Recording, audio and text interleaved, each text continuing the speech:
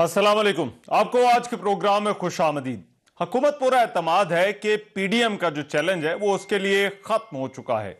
PDM ने हुकूमत को 31 जनवरी तक मुस्ताफी होने की डेडलाइन दी थी, जो कि कल खत्म हो रही है। अब होना तो ये चाहिए था कि इस वक्त ये पीडीएम की हुकूमत के जो मुखालिफ तहरीक है ये अपने अरूज पर नजर आती, लेकिन अब जबकि डेडलाइन खत्म है तो ऐसी कोई सियासी हलचल नहीं। वजीर आज़म इमरान खान ने भी गुज़िश्ता रोज दावा किया कि पीडीएम फेल हो चुकी है।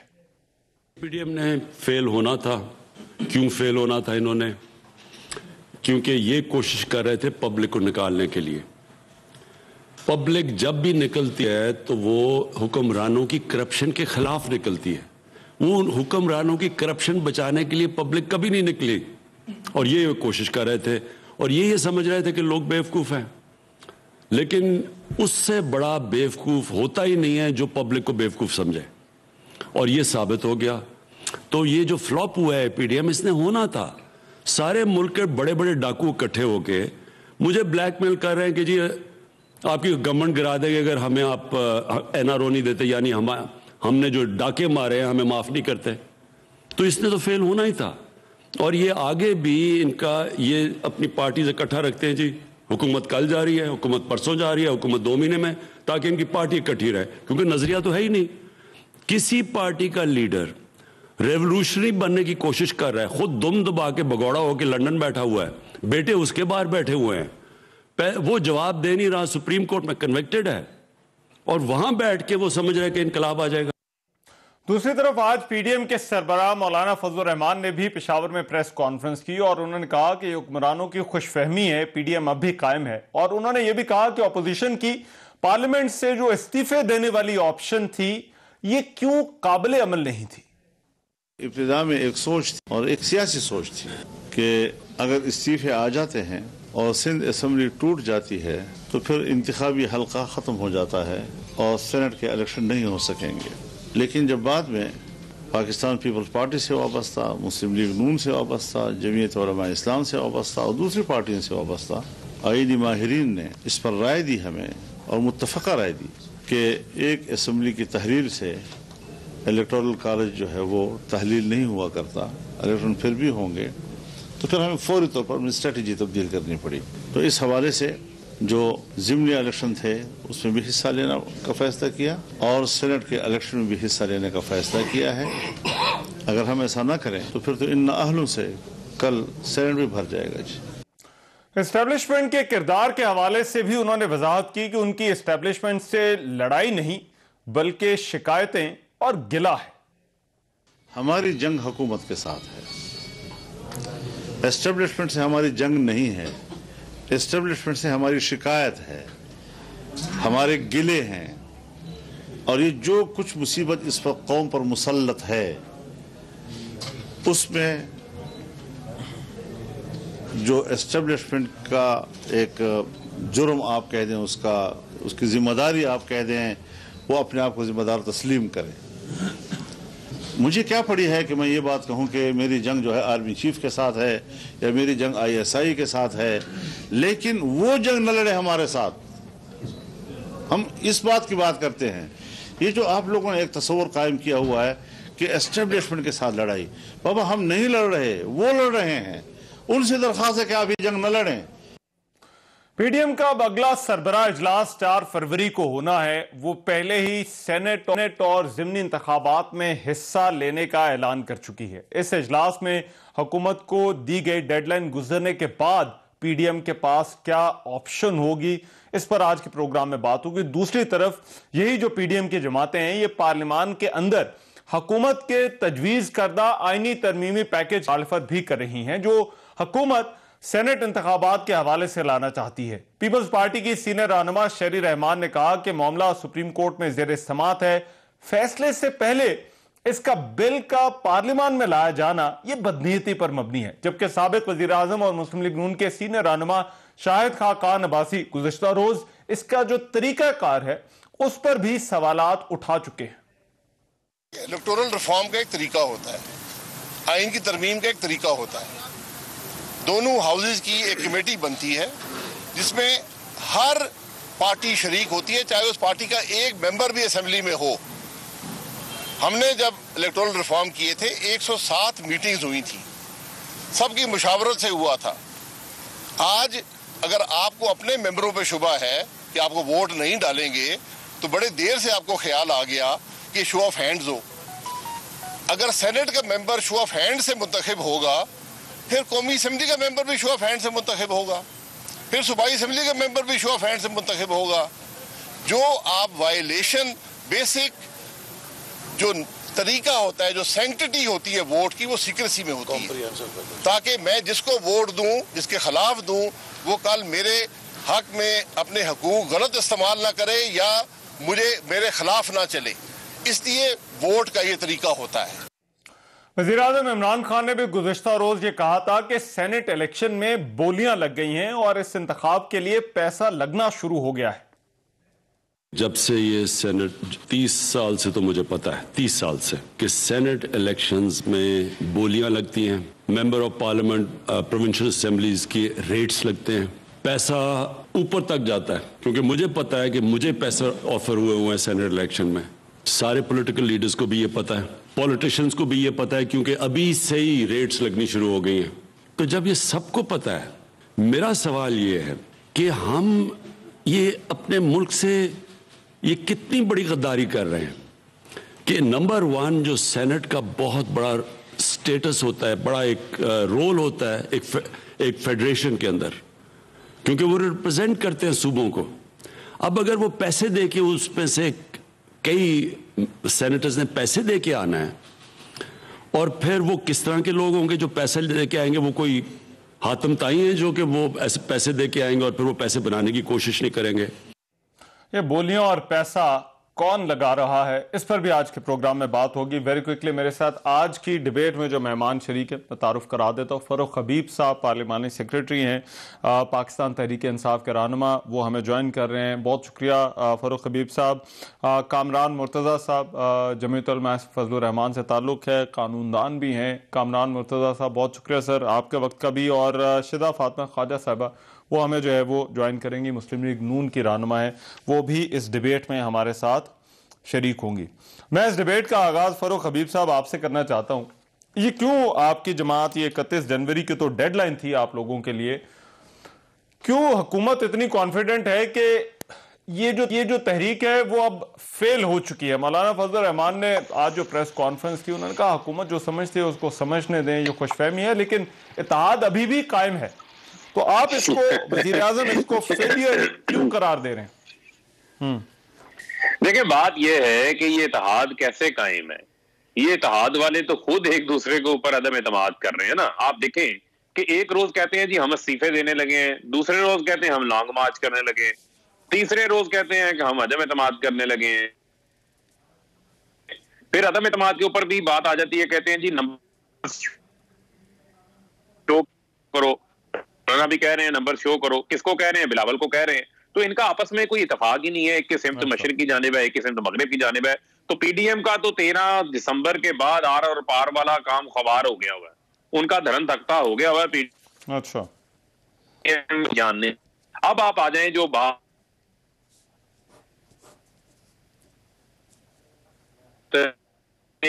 लोग अब 31 जनवरी को कल इनकी सर्दी की छुट्टियां भी, हुकूमत तो कायम है और हुकूमत अपनी तरजीहात के ऊपर अमल दरामद भी कर रही है। सिर्फ अगर कुछ नहीं मिला तो वो पीडीएम को एनआरओ नहीं मिला। अब एनआरओ की कीमत आपको पता है $30 मिलियन अदा करनी पड़ती है। तो वो तो ब्राइट शीट के अंदर भी खुल के सामने आ गई कि इनकी सारी फ्रॉड शीट उसमें सामने आ गई। किस तरीके नवाज शरीफ ने मुशर्रफ से एनआरओ लिया, किस तरीके से पीपल्स पार्टी ने मुशर्रफ से एनआरओ लिया और कौम को उस एनआरओ के लिए अदा करना।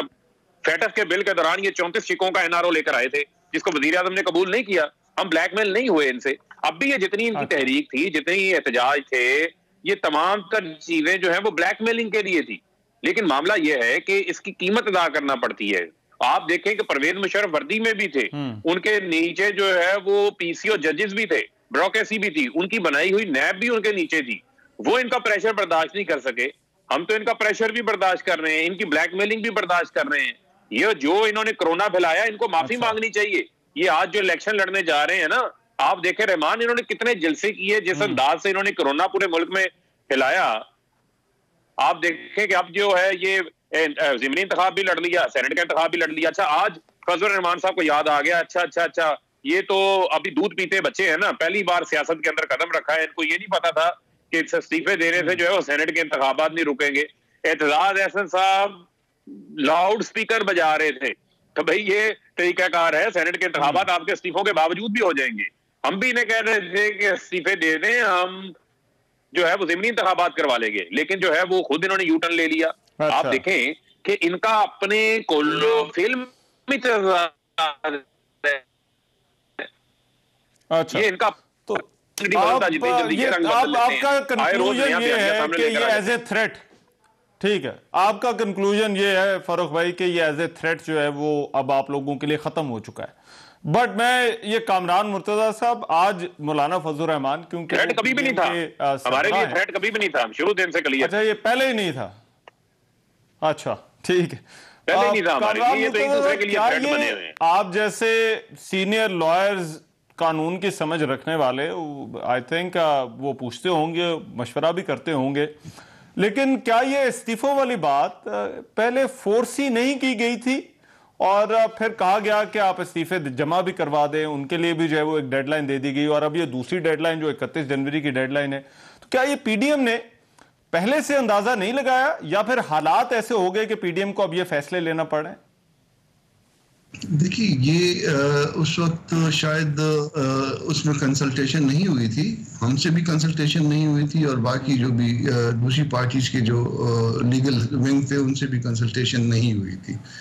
जिस वक्त फिर कंसल्टेशन हुई है, जब हमें इन्वॉल्व किया गया उस कंसल्टेशन में, तो हमने उसका पॉलिटिकल और लीगल पहलू अलग अलग करके बता दिया था। तो अब भी जो है ना, दो ऑप्शन तो इस वक्त भी मौजूद हैं। ये ऑप्शन भी मौजूद है कि रेजिग्नेशन हो सकता है, रेजिग्नेशन जमा हो चुके हैं पार्टी हेड्स के पास, और पार्टी हेड्स के पास 31 दिसंबर तक जमा होने थे। जब तक, जहाँ तक लीगल बात है, लीगल बात हमने उस वक्त भी मीडिया पे भी बता दी थी और पार्टीज के अंदर भी बता दी थी, जिस वक्त पूछा गया था, या मीडिया ने पूछा था या उन्होंने पार्टी ने पूछा था, उस वक्त बता दी थी। तो फिर उसके बाद जो है ना, फिर इस राय को जो है ना, फिर उसको दोबारा जो है ना, इसके ऊपर सारी पार्टियां बैठी हैं और उन्होंने दोबारा जो है ना, उन्होंने इसको राय को दोबारा तश्कील दिया। तो ये इसमें था, इसमें मसला इसमें। अच्छा, बट सर मगर मुझे एक चीज बताइए, अभी बड़ा जोर है पीडीएम का आईनी और कानूनी ऑप्शंस पे। आईनी ऑप्शंस की जिनकी बात की जाती है, पीपल्स पार्टी की जो तजवीज है, अगर जलसे नहीं, लॉन्ग मार्च नहीं, तो आईनी ऑप्शन तो तरीके अदम एतमाद ही बचती है। तो आपका कानूनी तजरिया क्या कहता है कि क्या पीडीएम के पास यही वाहिद ऑप्शन जो है वो बची है, तरीके अदम एतमाद वाली? देखिए, सियासी ऑप्शन भी होते हैं और लीगल ऑप्शन भी होते हैं। सियासी ऑप्शन तो वो, उसमें लॉन्ग मार्च भी है और उसमें रेजिग्नेशन भी है, और वो अभी तक पाइपलाइन में है। ये इनकी जो है, इनकी पार्ट पे मिसकंसेप्शन है कि ये बात खत्म हो गई है। ये बात कभी भी खत्म नहीं हुई है। उस वक्त सिर्फ ये था कि अगर एक असम्बली को तहलील करवा दिया जाए तो क्या उसके नतीजे में इलेक्शन रुक जाएंगे। तो जब इसके ऊपर हम बैठे तो उसके बाद जो है ना, वो नतीजा यही आया कि नहीं, इसमें लीगली ऐसा पॉसिबल नहीं है, गो कि एक आईनी और कानूनी बहरान पैदा हो जाएगा। तो अब भी ये सारे ऑप्शन मौजूद हैं, और ये सिर्फ अदम एतमाद की बात नहीं है। अदम एतमाद इस मुल्क किस्मती से जो है ना, वो सेनेट में आपने देखा, सेनेट में खड़े लोग होते हैं तो 65 हो जाते हैं, बैठते हैं तो फिर 52 रह जाते हैं। तो ये बहुत तकलीफदेह बात होती है बाज़ औक़ात, और इसमें एस्टेब्लिशमेंट का किरदार होता है। और इसी बात को मौलाना साहब ने भी आज भी कहा कि ये हमारी शिकायत जो अगर है तो शिकायत कैसे है, ये सारा कुछ तो जाहिर है गवर्नमेंट नहीं कर पाएगी, या ये गवर्नमेंट पपेट है, गवर्नमेंट नहीं कर पाती। उसके पीछे जो गवर्नमेंट को लाने वाले हैं या गवर्नमेंट को बरकरार रखने वाले हैं इस वक्त तक, वो इसके जिम्मेदार है। और हमारी शिकायत भी उन लोगों से है कि आपका ये दस्तूरी किरदार नहीं है, आपका ये कानूनी किरदार नहीं है, आप अपने कानूनी किरदार में चले जाइए। आप, जाहिर है हमारे लोग हैं, हमारे बच्चे हैं, हमारे भाई हैं। तो सर फिर इसका मतलब क्या है कि क्या, राइट सर, बट इसका मतलब फिर क्या है कि क्या फिर सिर्फ सियासी ऑप्शन ही पीडीएम के पास हैं आगे, ये 31 जनवरी के बाद अब 4 को जो इजलास होना है? चार के इजलास में ये बात तय होगी, इसमें सारे लीडर्स बैठेंगे, सारे जो पार्टी कायदीन बैठेंगे और उसके बाद जो है ये मामला तय होगा कि इसके बाद नेक्स्ट ऑप्शन क्या होगा। और तहरीकों में कभी भी कोई चीज फाइनल नहीं हुआ करती है, कोई ऐसी बात नहीं है कि कोई कुरान शरीफ में खुदा न खास्ता लिखी हुई है या हदीस में। हमने तो मानना वो है जो अल्लाह का हुक्म है। उसके बाद तो जो सियासी राय होती है वो किसी वक्त भी तब्दील भी हो सकती है, उसमें हालात के मुताबिक तब्दीलियां आ सकती है। सियासी राय तब्दील हो सकती है। ठीक है, शदा फातिमा ख्वाजा साहबा, ये क्या हुकूमत जो कंक्लूड कर रही है कि ये थ्रेट जो है वो ख़त्म हो चुका है, वाकई ये ख़त्म हो चुका है या ये as a threat, as a challenge अभी भी हुकूमत के लिए पीडीएम जो है वो मौजूद है? बिस्मिल्लाहिर्रहमानिर्रहीम। देखिए, ये हुकूमत जो है, एक तो पीडीएम भी इसको थ्रेट है, मगर इस मुल्क के अंदर जिस हिसाब से और जिस रेट से गुर्बत, बेरोजगारी, मौशी बहरान, नेगेटिव में जो है इंडस्ट्रियल ग्रोथ गई है, जिस हिसाब से इस मुल्क का मौशी बदहाली जिसमें फैली है, सबसे बड़ा वेट तो वो है जिसके अंडर ये खुद क्रम्बल करेंगे। अब जहां तक पीडीएम का सवाल है, देखिए पीडीएम के जितने इज्तिमात हुए हैं, जितने जलसे मुजाहरे हुए हैं, उसमें लोगों का जमे गफीर था और ये पब्लिक प्रेशर ही था जो इमरान खान आज से 5-7 साल पहले इस पार्लियामेंट पे लानत भेज रहे थे। आज उन्होंने कहा कि गवर्नमेंट ऑपोजिशन ने जो बात करनी है सड़कों पे ना करें, वो पार्लियामेंट में आके बात करें। अपने इन्होंने वुज़रा को भेजा कि जी गवर्नमेंट से, ऑपोजिशन से कहें कि गवर्नमेंट के साथ टेबल पे आके बैठें। तो ये प्रेशर ही होता है जिसकी वजह से एक इस किस्म का जो एक अनापरस्त शख्स है, अगर उसको भी आज पार्लियामेंट याद आ गई कि ऑपोजिशन पार्लियामेंट में आके बात करे, तो आप बड़ी बेहतर तरीके से समझ गए होंगे कि ये पीडीएम जो है उसका बिल्कुल एक सक्सेसफुल नैरेटिव भी जा रहा है और एक सक्सेसफुली जो है ये तहरीक भी चल रही है। क्योंकि ये तहरीक जो है, ये भले एनआरओ करते रहे, उस पे भी हम आते हैं, लेकिन ये तहरीक जो है वो लोगों के मसाइल पे, महंगाई पे, मुफलिसी पे, बेरोजगारी की तहरीक है। क्योंकि इस हुकूमत के नीचे जो है ये पाकिस्तान मजीद इसके बोझ को, इसकी नाअहली को और इसकी करप्शन को, इस हुकूमत की करप्शन को मजीद बर्दाश्त नहीं कर सकता। आपके सामने ट्रांसपेरेंसी इंटरनेशनल जो है वो सामने बढ़ उसकी रिपोर्ट आई है, उसमें हम पिछले 2 साल के अंदर 9 रैंक्स जो हैं वो गिर गए हैं। और खाली रैंकिंग में नहीं गिरे, हमारे पॉइंट्स भी बद से बदतर होते गए हैं।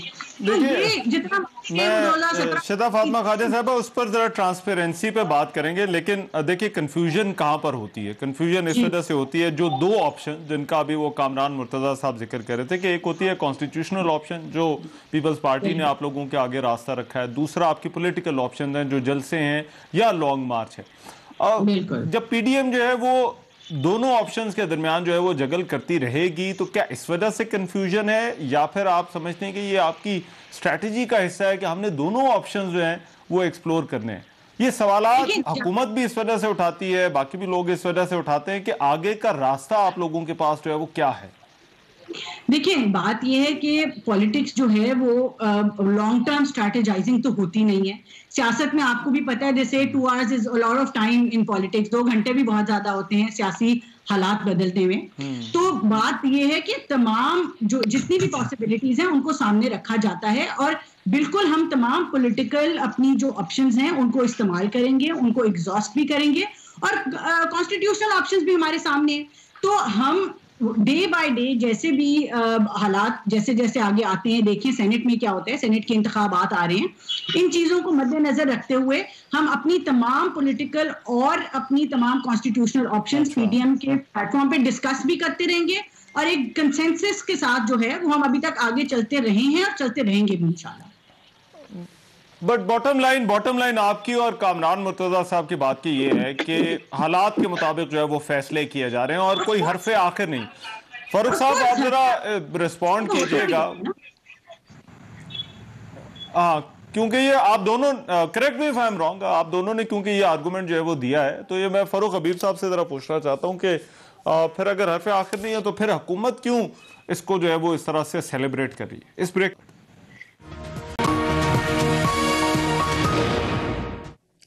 ब्रेक के बाद प्रोग्राम में एक मरतबा फिर से खुशामदीद। फारूक हबीब साहब, ब्रेक पर जाने से पहले जो सवाल आपके लिए छोड़ के गया था, मेरा ख्याल उन दोनों का आर्गुमेंट ये है कि हालात देख रहे हैं, फैसले ले रहे हैं और किसी चीज को हरफ आखिर आप क्यों समझ लेते हैं सर?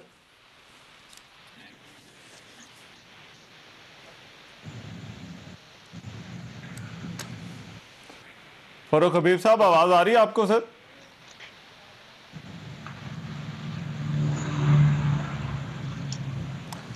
अच्छा, मैं देख ली हमने इनकी दिसंबर का जो लाहौर का रहमान। जी जी जी, अब आ गई आपकी आवाज, पहले आपकी ऑडियो नहीं आ रही थी। रहमान, मैं ये अर्ज कर रहा था कि हमने इनकी इब्तिदा भी देख ली, इनकी इंतहा भी देख ली। देखिए 13 दिसंबर का जो लाहौर का मीनारे पाकिस्तान का जो जलसा था, उसमें ये नारे लगाए गए थे, ये कहा गया था ये आर है या पार है। उसके बाद जो है वो हम इस्तीफे देने जा रहे हैं, हुकूमत घर जा रही है। अब ये कह रहे हैं हरफे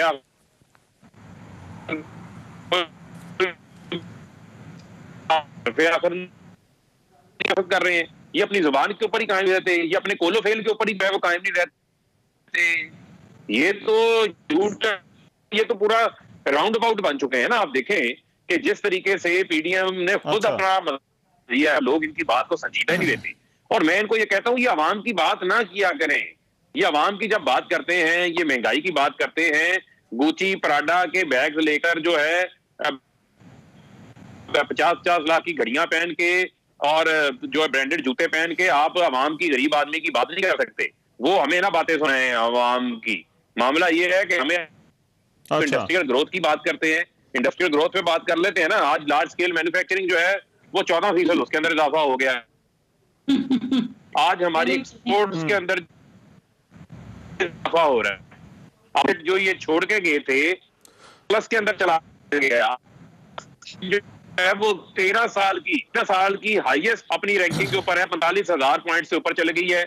इसी तरीके से आप देखें कि अब जवान प्रोग्राम चल रहा है, आज आपका हाउसिंग प्रोग्राम चल रहा है। आज सबसे बड़ी जो चीज है वो 7.5 लाख रुपए फी खानदान का यूनिवर्सल हेल्थ कार्ड का इनिशिएटिव लिया है। हम तो आम आदमी के लिए प्रोजेक्ट कर रहे हैं। हमारे 5-5 कैंप ऑफिस तो नहीं है, हम तो 11 के डॉलर में जाके अमेरिका के दौरे तो नहीं कर रहे।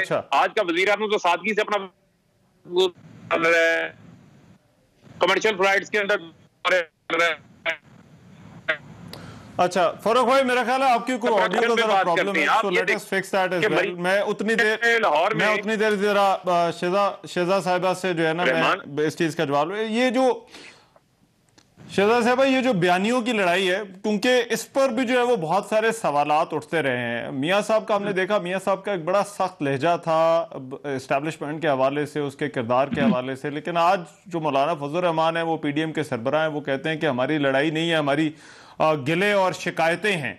तो क्या ये कई स्ट्रैटेजी के साथ साथ के नैरेटिव भी जो है वो बदल रहा है पीडीएम का? देखिए, नैरेटिव बिल्कुल नहीं बदल रहा। और मियां नवाज शरीफ साहब का जो नैरेटिव है वो चाहे वो हमारी पार्टी हो और पीडीएम की भी तमाम जो पार्टीज हैं, उन्होंने एक इंडोर्स भी किया। और द फैक्ट कि उस तमाम नैरेटिव के बावजूद हम सब इकट्ठे हैं, हम उस नैरेटिव के ऊपर हैं, हम बिल्कुल उसके साथ खड़े हैं। मैं ये नैरेटिव की बात होगी, मैं फरूक हबीब साहब की थोड़ी सी बातों का जवाब देना चाहूंगी। हंसी भी आती है जब ये कहते हैं कि मैक्रो इकोनॉमिक इंडिकेटर्स देख लें। पाकिस्तान की इंडस्ट्रियल ग्रोथ LSM जो है वो 7% से to 10% के दरमियान ग्रो कर रही थी जब इनको हुकूमत मिली, और इन्होंने 2 साल में उसको -10% पे कर दिया। अब ये उस -10% के साथ अपने आप को कंपेयर करते हैं और कहते हैं वाह वाह वाह हो गई। अच्छा, अब आप देखिए ना, आप इंडस्ट्रियल ग्रोथ ले लें, आप महंगाई ले लें, फूड इन्फ्लेशन इस मुल्क में डबल डिजिट्स में 20% तक गई हुई है। इस मुल्क के अंदर जो एवरेज इन्फ्लेशन है वो 11% को हिट करती है। हम इनको 3 से 4% के ऊपर देके गए थे। इस मुल्क के अंदर 1 करोड़ से ज्यादा शख्स जो हैं, लोग जो हैं वो ये गुर्बत की लकीर से नीचे जा चुके हैं, और 50 से 60 लाख लोग, ये और मैं आपको कंजर्वेटिव फिगर्स दे रही हूँ इंडिपेंडेंट एनालिस्ट के, 50 से 60 लाख लोग नौकरियां गवा चुके हैं। जब से ये आए हैं, चीनी का बहरान आया है, आटे का बहरान आए हैं। लोगों के घर में जो लोग अपनी प्याज और चाय में चीनी डाल के और आटे से एक रोटी से गुजारा करते थे, उनके घर में आज वो लोग, ये भी एक इंटरनेशनल सर्वे ने बताया है कि इस मुल्क के 18% हाउसहोल्ड्स, ये बहुत बड़ा नंबर है, 18% हाउसहोल्ड जो हैं वो पिछले 1 साल में भूखे सोए हैं।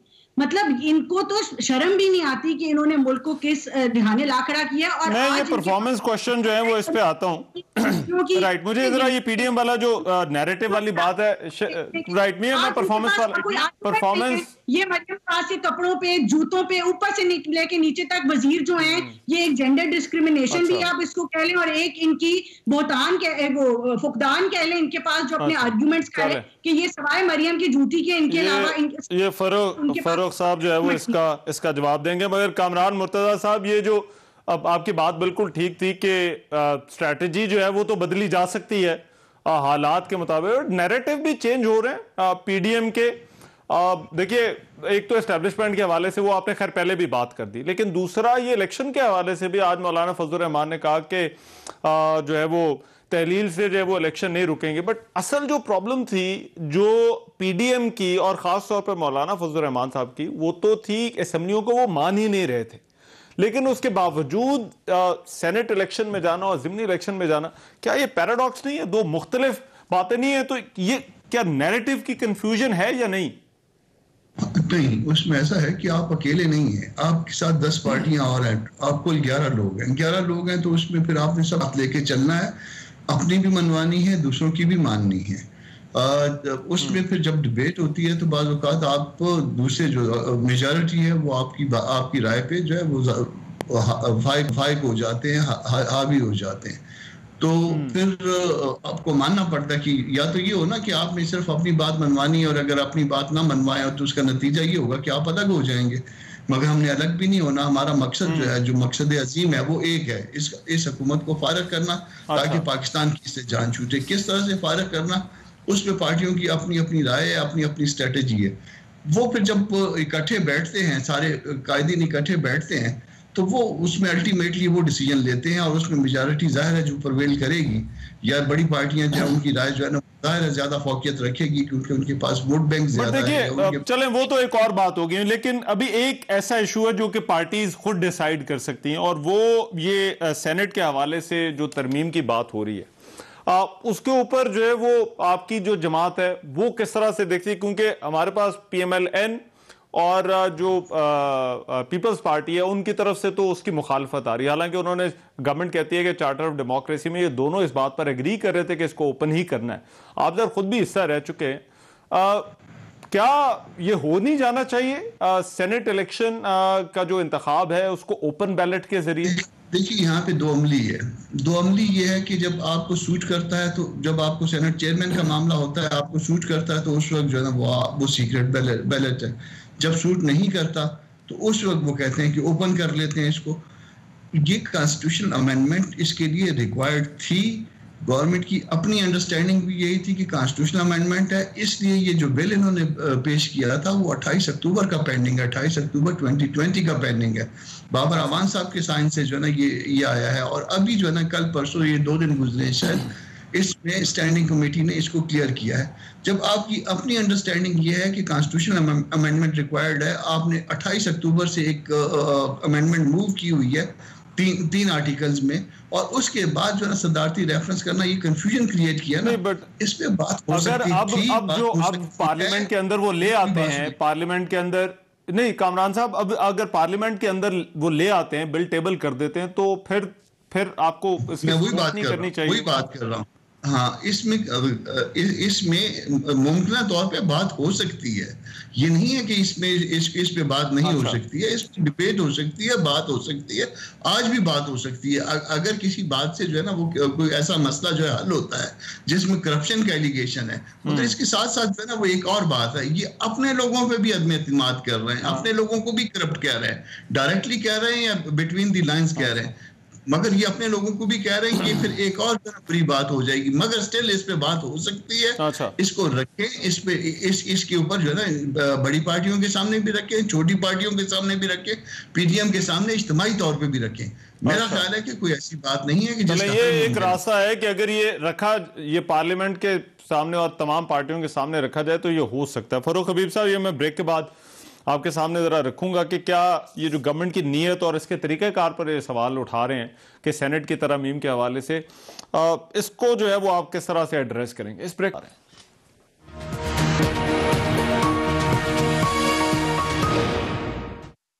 ब्रेक के बाद प्रोग्राम में एक मरतबा फिर से खुशामदीद। फरूख हबीब साहब, ये जो तरीकाकार की बात हो रही थी ब्रेक पर जाने से पहले कि अगर तरीकाकार बेहतर हो तो शायद ये काम हो भी सकते हैं। उसमें से एक चीज तो जो कामरान मुर्तजा साहब से जिस पर बात हो रही थी वो ये आईनी तरमीम वाला जो पैकेज है इसका मामला है। दूसरा इशू इसी से जुड़ा हुआ है, इसी तरह से उसकी मैं मिसाल जो है वो अभी अपोजिशन की तरफ से तनकीद भी है, वो ब्रॉडशीट का मामला है। तहकीकात वो भी चाहते हैं, आप लोग भी चाहते हैं, लेकिन अगर तरीकाकार जरा उनसे बात कर ली जाती तो शायद वो रजामंद भी हो जाते। तो क्या हुकूमत को इन दोनों हवालों से अगर तरीकाकार सिर्फ बेहतर होता तो ये दोनों काम करने हुकूमत के लिए मुमकिन आसान ना होते? देखिए, बात यह है कि जो तो आईनी तरमीम का जहां तक मामला है वो तो पार्लिमान में आनी है। पार्लिमान के अंदर जो है वो तमाम जमातें मौजूद हैं। अब इनके रवैये अभी से देखने वाली बात है। देखें, ये इनका मसला ये है कि वो पंजाबी की मिसाल है कि आटा गूंद दिए तो हिल्दी क्यों हुए। इनका मामला ये है कि ये हर बात कीड़े निकालेंगे जो काम इन्होंने नहीं करना होगा। मुझे ये बताएं कि नवाज शरीफ को तीसरी बार वजीर आज़म बनाने के लिए जरदारी साहब ने सारी बातें मनवा ली, रातों रात ये उनके आगे लेट गए तीसरी बार वजीर आज़म का लॉलीपॉप लेके। उस वक्त 18वीं तरमीम हो गई, लेकिन जब सेनेट के इंतखाबात को साफ और शफाफ करने की बात आती है तो ये आए बाएं शाएं शुरू कर देते हैं। इनकी ये पीडीएम की तहरीक का एजेंडा क्या है? ये कहते हैं जी धांधली हुई है, हम इंतखाबात साफ और शफाफ चाहते हैं। तो क्या सेनेट के इंतखाबात में किसके अंदर इतनी जरूरत थी, किसने इतनी करज का मुजाहरा किया था कि हमने इंतखाबात से 3 माह कबल अपने 20 एमपीएस को पार्टी से बाहर निकाल दिया था, उनको टिकट नहीं दिए थे, उनके खिलाफ कार्रवाई की थी। ये आज तक अपने 14 लोगों को सीने से लगा के बैठे हुए हैं, इनको नहीं पता वो कौन से लोग थे। अब मसला ये है कि ये लोग जो जस्टिस अजमत सईद शेख के हवाले से जो मेरी बात जस्टिस अजमत सईद शेख के हवाले से कमीशन बनना, मुझे अपना पहला सवाल का जवाब मुकम्मल कर लेने, मैं उस पर भी आ रहा हूँ। मुझे सिर्फ आप 1 मिनट दें, मैं आपको क्विकली कंप्लीट कर दूंगा। देखें, मसला क्या है? मसला ये है कि अब भी इनका दोहरा मेयार और मुनाफिकत नजर आ रही है। इसको हाइपोक्रेसी कहूंगा कि एक तरफ आप साफ और शफाफ इंतखाबात चाहते हैं, दूसरी तरफ उसके लिए जो की जाने वाली कोशिश है उसमें से आप कीड़े निकाल रहे हैं। आए ना आप आगे आप कहें कि मिसाके फैसला किया था कि ओपन एंड ट्रेसेबल बैलेट बनाएंगे शिक नंबर 23 के तहत, अब उसका मौका है, आके कर लें। हमें तो कोई खतरा नहीं है, हमें हॉर्स ट्रेडिंग का जो है ना वो खतरे की बात ना बताएं, हम असूल की बात कर रहे हैं। कितनी शर्मनाक बात है कि एमएनए एमपीएस जो अवाम से वोट लेके आते हैं चंद टकों की खातिर बिक जाते हैं। इन असेंबलियों का मजाक बनता है। आप मजाक बनाना चाहते हैं या आप वो सदागर बने हुए हैं वोट खरीदने वाले? ये फैसला हो जाएगा। इनके पास जो है वो पीछे खाई आगे समुंदर है, ये बीच में खड़े हैं, आवाम इनको देख रही है।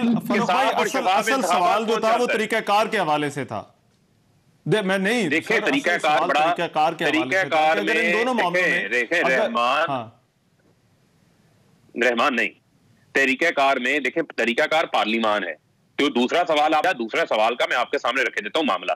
दूसरे सवाल में मुझे आप बताएं कि बिल्ली को दूध की रखवाली में बली में बना दें। जिसने चोरी की है आप कह रहे हैं उसी से मुशावरत कर लें कि उसका तफ्तीशी कौन होगा? जो लूटने वाले हैं, जिन्होंने मुल्क का खजाना लूटा हुआ है, क्या वो उनसे पूछ के तफ्तीशी लगाएंगे? फिर तो हो गया एहतसाब, फिर तो वही मुशर्रफ वाला काम हो गया। यही तो एनआरओ ये चाहते हैं। अगर आप मुशावरत करते हैं तो उसको फर्क नहीं था पड़ना। बट नहीं, जस्टिस कयूम रिटायर्ड लगा दें, कोई फरहाद चौधरी टाइप लगा दें, ये तो ये चाहते हैं। वो हम नहीं लगा सकते। हम तो चाहते हैं कि जो इन्होंने कौम के साथ लूटमार की है, जो एनआरओ लिए हैं, उसके जो नुकसान हैं वो कौम के सामने खुल के आए। ठीक है 1 मिनट दे। शेजा साहब साथ हैं आप। जिस ट्रांसपेरेंसी की रिपोर्ट की बात करते हैं मेरा ख्याल है कुछ कनेक्शन का मसला है। मैं ठीक है दोनों से पूछता हूं सर, शेजा साहबा से भी और कामरान मुर्तजा साहब से भी इस ब्रेक के बाद। ब्रेक के बाद प्रोग्राम में एक मरतबा फिर से खुशामदीद। बहस को समेटना है शेजा साहबा, ब्रेक पर जाने से पहले जो चीज आपसे पूछना चाह रहा था, ये जो चार्टर ऑफ डेमोक्रेसी की बार बार बात की जाती, क्या पीएमएलएन की पोजीशन ऑकवर्ड नहीं हो जाती कि आपने एक चीज जो है वो हुकूमत कहती है कि चार्टर ऑफ डेमोक्रेसी में तय की, लेकिन उसके बाद अब आप उसकी हिमायत नहीं कर रहे? वो इस वजह से नहीं कर रहे क्योंकि यह पीटीआई की तजवीज है।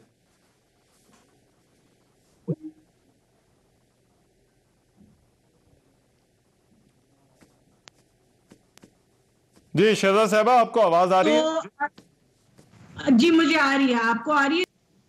जी आ रही है जी। अच्छा जी, मैं कह रही थी जी कि जब इन्होंने सेनेट के इलेक्शंस में हॉर्स ट्रेडिंग की थी और रिश्वत लेके वोट खरीदे थे, उस टाइम पे हमारा ही पहला बयान आया था कि सेनेट के ओपन इलेक्शंस होने चाहिए। हमारा सिर्फ ये मुतालबा है कि ये पीसमील लेजिस्लेशंस नहीं हो सकती, कि ये अब इनको अगर अपने जो है वोटों के लाले पड़ गए हैं क्योंकि ये ना डेवलपमेंट कर सके हैं, इनके लोग इनसे नाराज हैं, टीवी पे आके इनके खिलाफ बयान दे रहे हैं इनके एमपीएस, तो आज ये अब डंडे के जोर पे जो है करवाना चाहते हैं कि ये ओपन बैलेट हो जाए। ऐसे नहीं चलती असेंबलियां।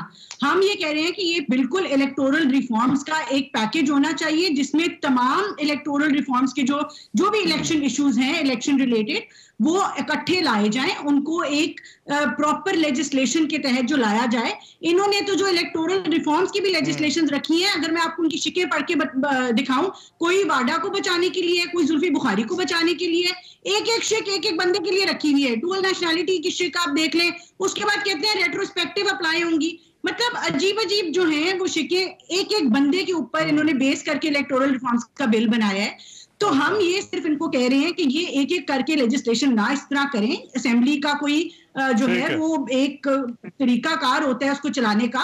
इकट्ठे बैठ के इलेक्टोरल रिफॉर्म्स का बिल आए, उसको ये डिस्कस करें और उसको लेजिस्लेट करें। इसमें क्या इतनी मुश्किल बात है? अच्छा, तो फिर आप कह रहे हैं फिर आप बात हो सकती है, बट लेकिन मुझे थोड़ा टाइम मेरे पास क्योंकि कम है जी। और जो ट्रांसपेरेंसी इंटरनेशनल ये करप्शन इनकी एक एक करके सामने रोज आती है, ये उससे डर गए हैं। इनकी करप्शन खुल रही है, इनके वजीर आजम की करप्शन खुल रही है, आज ये डर गए हैं और अब ये चाहते हैं। मैं कामरान मुर्तजा साहब, शिजा साहब आप जरा थोड़ा ठीक है अब टाइम दीजिएगा। मैं कामरान साहब, आप क्योंकि ये सेनेट इलेक्शन पे तो पहले बात कर चुके हैं कि मिनिमम एजेंडा एक हो सकता है, लेकिन ये ब्रॉडशीट वाले मामले के ऊपर भी बार कौंसल भी मुखालफत करें, तो यहाँ पर भी कोई बात हो सकती है कि इस मामले का किस तरह से पता चलाया जा सकती है? दोनों जगह पे बात हो सकती है। पहली देखिए ना कि पहले जो सेनेट इलेक्शन वाला मामला है वहां पे दुअमली है, बल्कि उसको रादर थोड़ा सा इससे आगे चले जाइए, मुनाफिकत के नजदीक बात चली जाती है।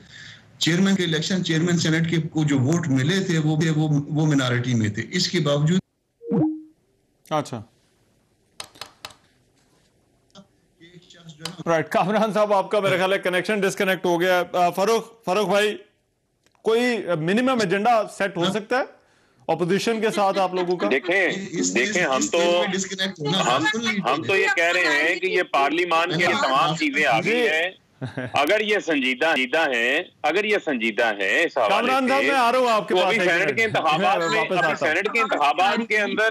अभी सेनेट के इंतखाबात में वक्त है, लेकिन देखें मामला ये है कि अभी से इनकी बदनीयती नजर आ रही है ना। ये अभी से जो है वो चाहते हैं कि हम फिर मांगा मांगा की मंडी लगाएं, हम फिर अपनी सौदागरी दिखाएं। लेकिन एक बात मैं आपको ये कहना चाहता हूं, रहमान, अगर आज ये ओपन बैलेटिंग, ट्रेसेबल बैलेटिंग के ऊपर नहीं आएंगे तो